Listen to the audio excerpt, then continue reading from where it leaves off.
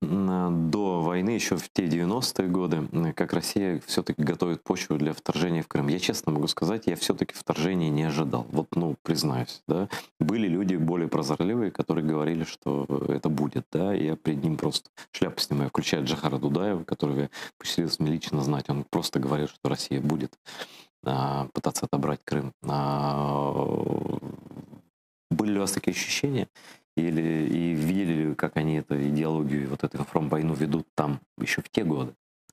Ну, опять же, что касается информационного влияния на мозги народа, уже в 90-х годах было понятно, что, ну и мне как военному, и как историку было понятно, что Россия крайне заинтересована в Крыму, в первую очередь, как базы Мгм. для Черноморского флота. Черноморский флот необходим России для того, чтобы влиять на определенные ситуации в Средиземноморском бассейне, в Черном море, доминировать в этом регионе. Плюс наложился отпечаток — это нахождение газа и нефти на Черноморском шельфе.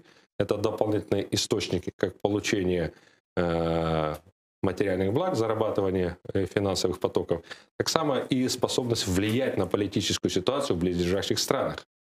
Поэтому уже в 90-х, а уже в 2000-х годах было четко понятно. И когда началось формирование политики, благодаря попустительству, наверное, в первую очередь, тогдашнего руководства страны, это в первую очередь, когда началось разрешение казаческого Да. движения, и оно начало усилено. И вначале это было в виде простых игр, да, постепенно в эти игры вкладывалась идеология.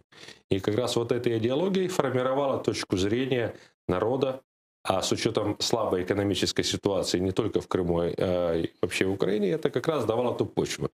Старшее поколение, которое кормилась мыслью, как было хорошо при Советском Союзе, формировалось, что все было хорошо, колбаса по 2,20, хлеб и все остальные блага минимальные, все это было прекрасно. Естественно, что старшее поколение воспринимало, что я не скажу, что в Советском Союзе было все плохо.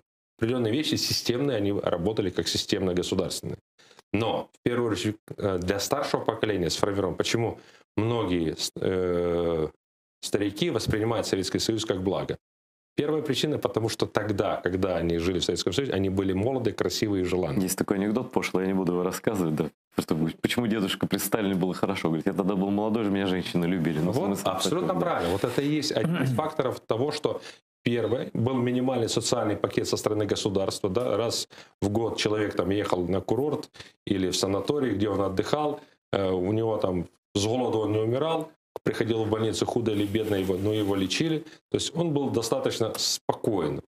И сейчас, когда этого нету, да, то есть формирование, что тогда было лучше, чем сейчас, на самом деле они забывают весь негатив, который был до этого. То, что они не могли даже говорить в кругу близких людей определенные вещи, не могли высказать свою точку зрения, не могли получить определенные блага, потому что они их не могли получить. Как вы думаете, я понимаю, что вам этот вопрос часто задают, и я никого никогда не обвиняю, я все понимаю, всю обстановку, когда была оккупация Крыма. Каковы были, не знаю, я не говорю, что там кто-то виноват конкретно, но какие были главные предпосылки к тому, что России это удалось так легко? Потом уже война началась в горячей форме, в которой вы участвовали уже на Востоке против русских. Но почему в Крыму у них так получилось? Они момент врасполз. Что там произошло? Ну, во-первых, предыдущие 20 с хвостиком лет независимости Украины позиция, скажем, подачи информационной политики об Украине как унитарном государстве отсутствовала. Это первое. Самая, наверное, большая проблема, которая привела, в принципе, к войне, есть экономические предпосылки. Мы можем поднимать вопрос, что вопрос нахождения сланцевого газа, вопрос нахождения нефти и газа на Донбассе, нефти и газа в Черноморском регионе. Это все экономика. И если мы рассмотрим то, что не сделано было в первые годы, и, к сожалению, не сделано до сих пор именно серьезно и правильно, это отсутствие единой национальной идеи, которая бы могла бы объединить весь народ. Вне зависимости, кто ты, русский, татарин, украинец, еврей, проживающий в нашей стране, мы все граждане Украины. Вот эта идея должна была объединять всех как граждан Украины по едиными ценностями. У нас этих ценностей до сих пор на уровне официального документа нет. Что мы получили в результате? Когда Советский Союз развалился, поколение, в первую очередь мое поколение молодых, да, которые рассказывали, как хорошо, как все правильно, все, после развала сказали, забудьте, все это было неправильно, все это не есть правильно. В результате часть поколения стала украинцами по своей ментальности, как гражданами Украины, благодаря своим родителям, благодаря они там учились, кто-то им помогал воспринимать эту информацию. Но со стороны государства не было подачи идеологии государственной.